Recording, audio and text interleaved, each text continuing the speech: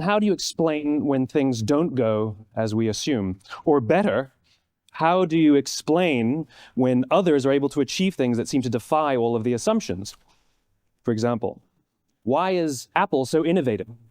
Year after year after year after year, they're more innovative than all their competition. And yet they're just a computer company. They're just like everyone else. They have the same access to the same talent, the same agencies, the same consultants, the same media. Then why is it that they seem to have something different? Why is it that Martin Luther King led the civil rights movement? He wasn't the only man who suffered in a pre-civil rights America, and he certainly wasn't the only great orator of the day. Why him? And why is it that the Wright brothers were able to figure out controlled powered manned flight when there were certainly other teams who were better qualified, better funded, and they didn't achieve powered manned flight, and the Wright brothers beat them to it? There's something else at play here. About 3.5 years ago, I made a discovery, and this discovery profoundly changed my view on how I thought the world worked, and it even profoundly changed the way in which I operate in it. As it turns out, there's a pattern. As it turns out, all the great and inspiring leaders and organizations in the world, whether it's Apple or Martin Luther King or the Wright brothers, they all think, act, and communicate the exact same way, and it's the complete opposite to everyone else. All I did was codify it. And it's probably the world's simplest idea. I call it the golden circle.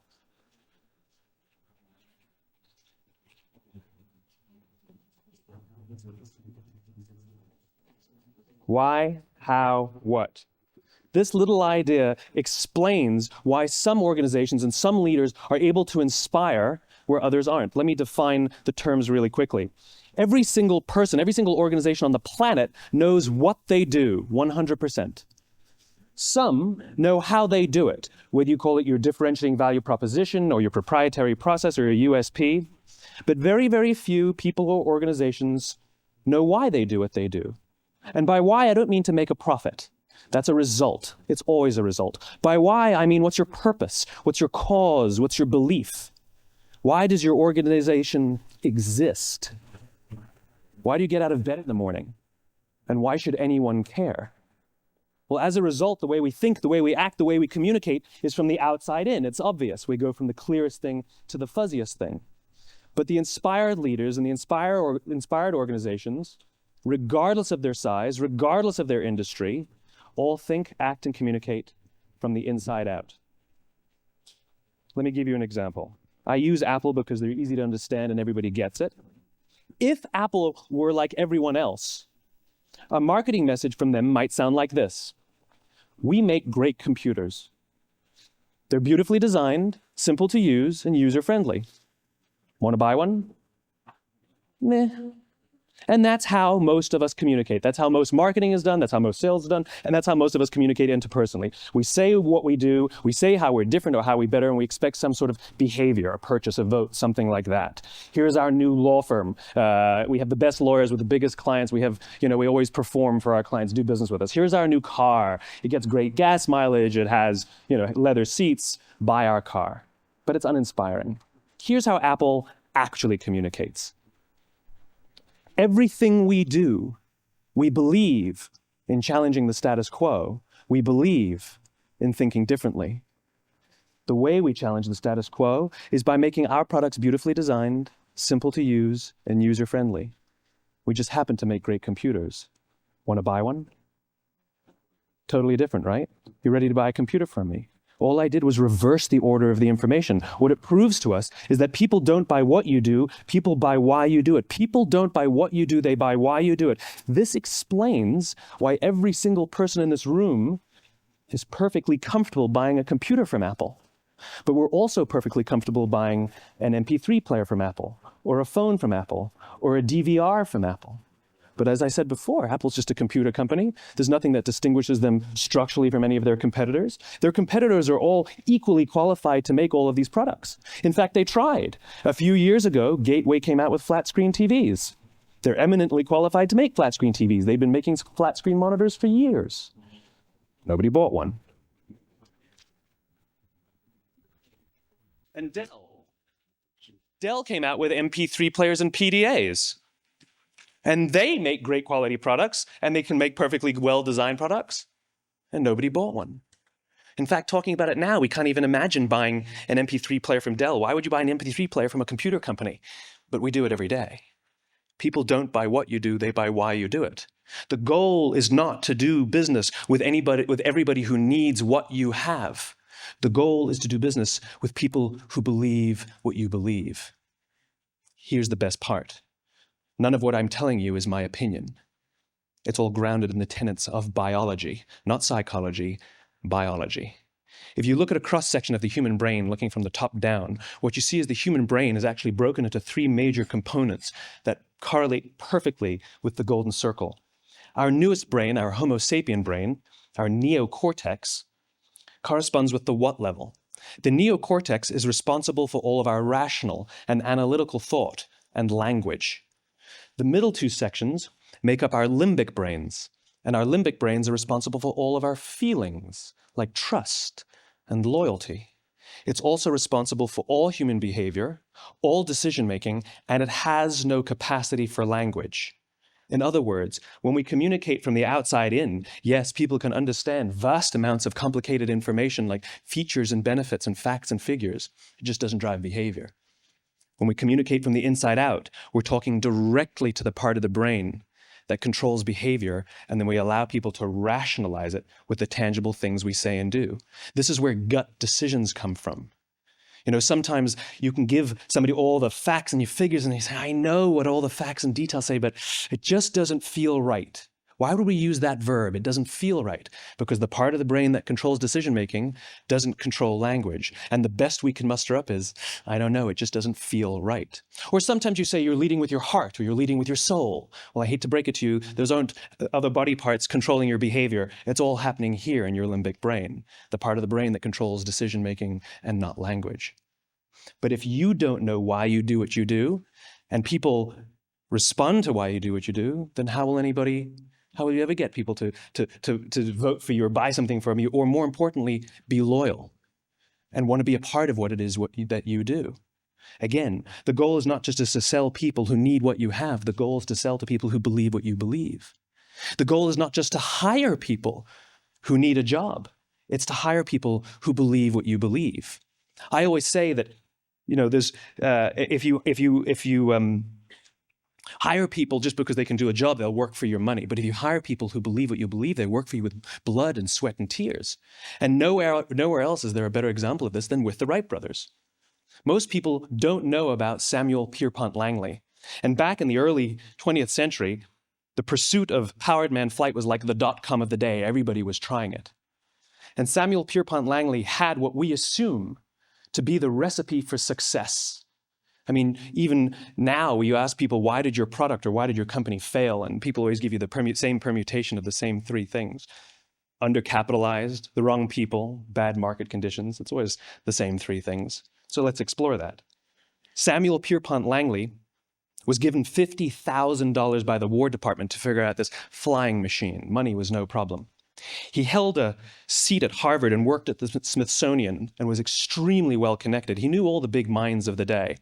He hired the best minds money could find, and the market conditions were fantastic. The New York Times followed him around everywhere, and everyone was rooting for Langley.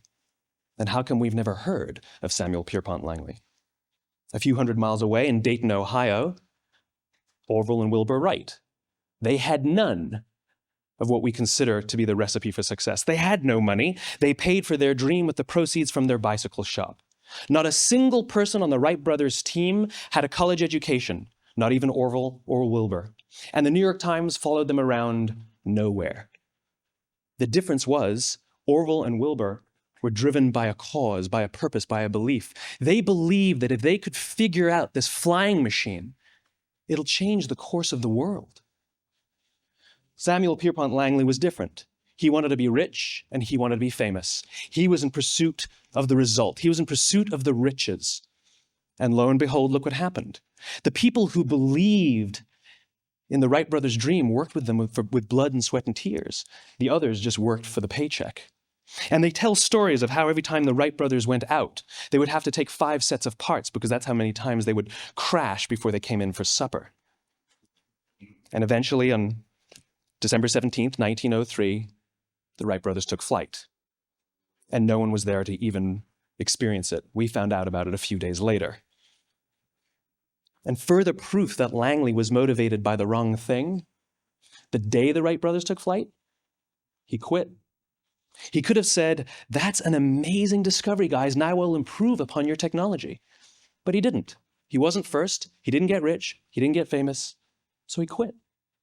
People don't buy what you do, they buy why you do it. And if you talk about what you believe, you will attract those who believe what you believe. Well, why is it important to attract those who believe what you believe?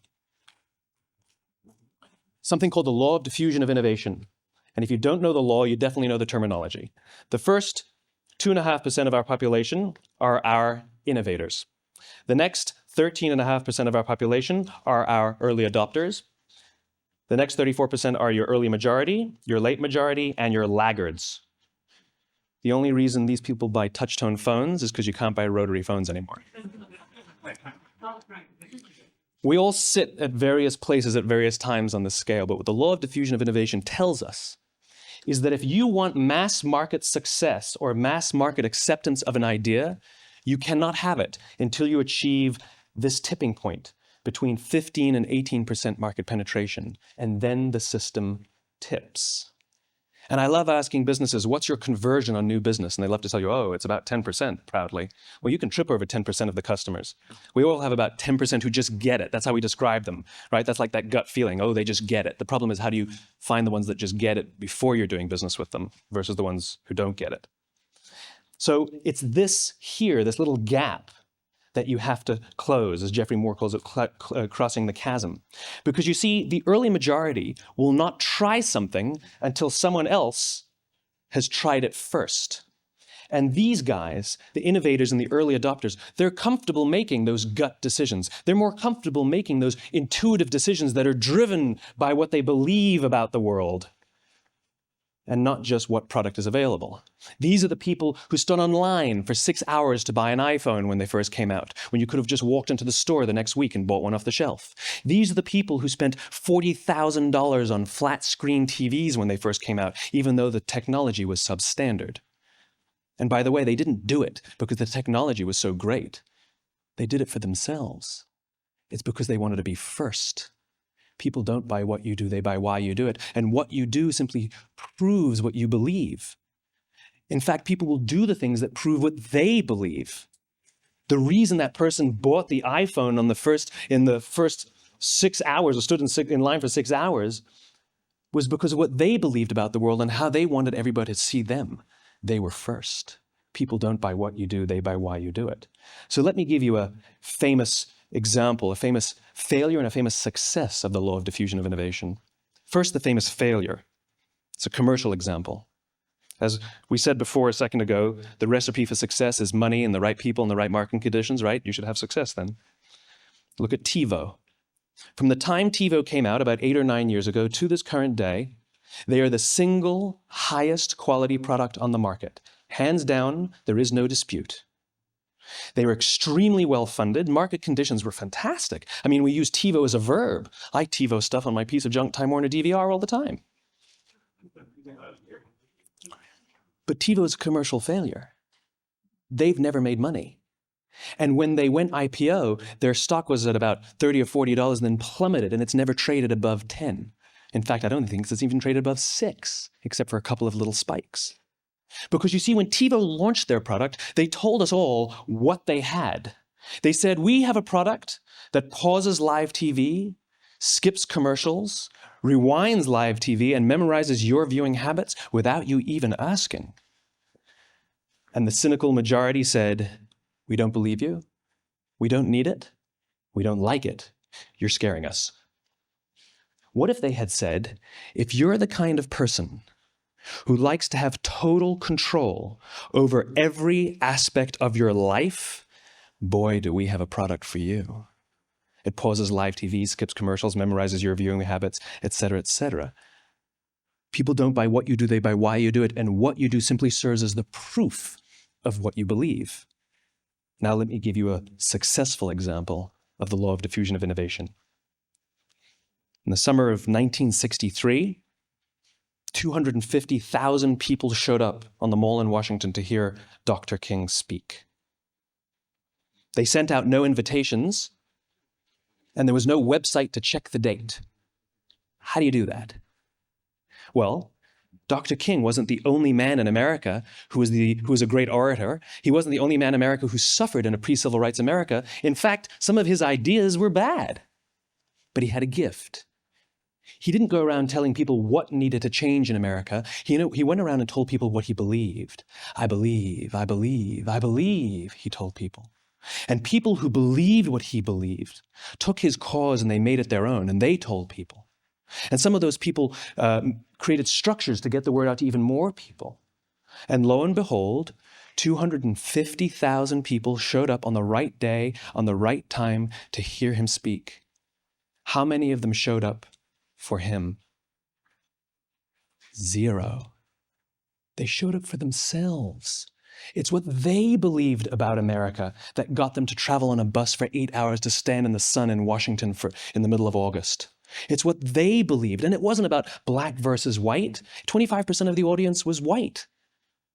Dr. King believed that there are 2 types of laws in this world, those that are made by a higher authority and those that are made by man. And not until all the laws that are made by man are consistent with the laws that are made by the higher authority will we live in a just world. It just so happens that the civil rights movement was the perfect thing to help him bring his cause to life. We followed not for him, but for ourselves. And by the way, he gave the I have a dream speech, not the I have a plan speech. Listen to politicians now with their comprehensive 12-point plans. They're not inspiring anybody. Because there are leaders and there are those who lead. Leaders hold a position of power or authority, but those who lead inspire us. Whether they're individuals or organizations, we follow those who lead, not because we have to, but because we want to. We follow those who lead, not for them, but for ourselves. And it's those who start with why that have the ability to inspire those around them or find others who inspire them. Thank you very much.